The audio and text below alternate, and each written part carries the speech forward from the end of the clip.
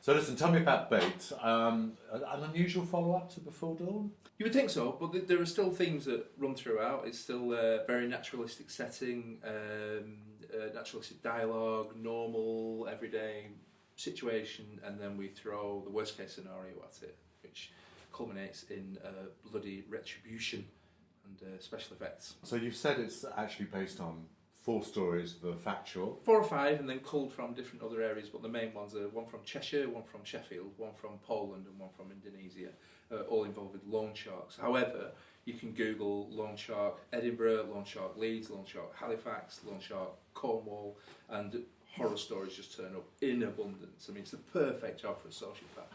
It is. You know, they're out there and they're making millions of pounds. Was it always going to be female skewed as Bait and Dawn? Yes. Was it always going to be that, take that slant? Yes. Well, it could have been, obviously it could have been 2 males, it could have been a husband and wife, it could have been anything, but for me, I just felt that it needed to be female-led, so that the females did have the revenge in the end. Obviously, you know, I do feel that there's not enough female parts in the industry, however that is changing.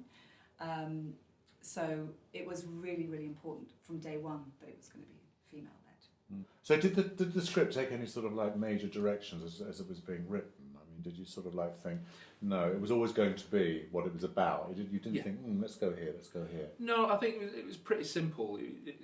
It's a loan shark and humans as monsters, and you know, it was always going to be very naturalistic at the beginning. And I always wanted that ending where you were screaming and shouting for his death, or at least justice to be done. You know, but me being me and loving horror films, it was going to be a really, really satisfying, gory death. It does become quite hard to watch in places. You're almost sort of like wincing a bit, aren't you? Because is that because of the reality of the situation? I think it is. So, I think real life is more horrific than zombies or vampires or anything like that. It's real life, isn't it? And and when you see a pensioner or a young dad or a female being beaten up, being whatever, then it's really hard to watch because it's based in reality. It's based in truth.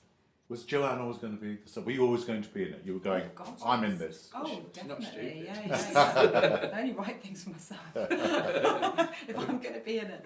Yeah, it was from the start. It was also because I'd always wanted to work with Vicky because we knew each other from drama school years and years ago, and Dominic as well. And I'd always said to her, "We're going to work together one day. I'll write something that we can work." She went, "Oh yeah, okay."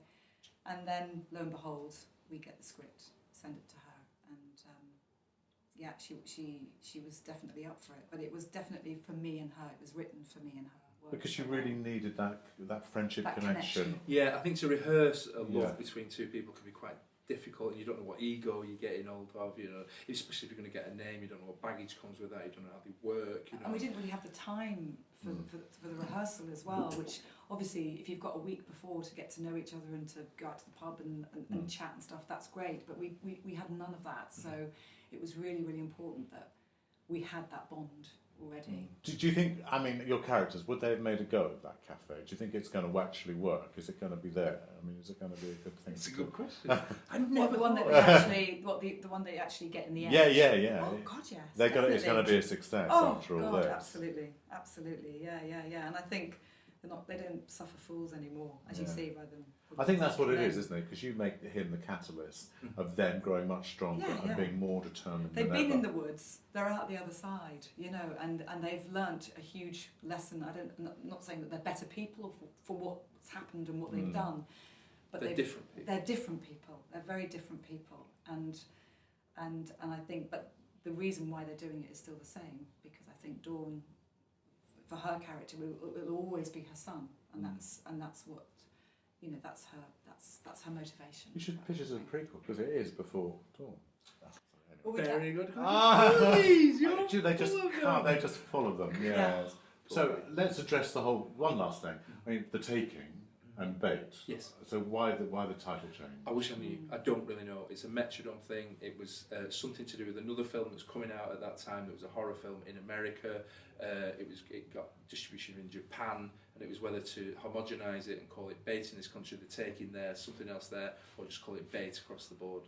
and just change the title, and they just. But what happens about Bait the Shark movie? I mean, surely we would. Well, know this that. is very much based on that. This is an allegorical interpretation of. But I don't Bait pay the Shark 3D movie, was what it was. Yes. But I mean, you know, so and is this it? This is what the career path you want to pursue? No, I want to be in Emmerdale. I want to play Paddy in Emmerdale.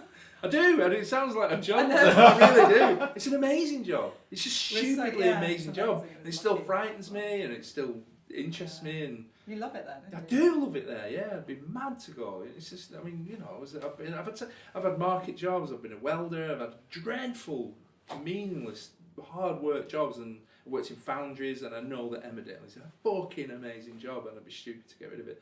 So as long as you have that, it gives you the freedom to do everything but they love else. it.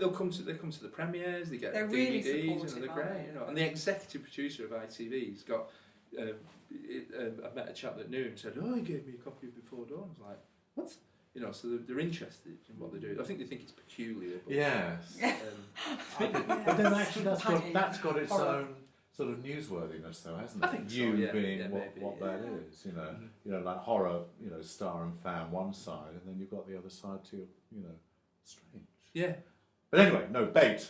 You know, good luck with it. I hope it works. Thank you, Alan, for putting us in this year's FrightFest. Thank you so much, because it just turned Before Dawn, and I think it would have dribbled out somewhere quiet, and the fact we only showed like once on a Tuesday morning at 10:30, and it did the world of good, and so you've supported it all the way through. Thank you. Happy to do so for two of my favourite people. Aww.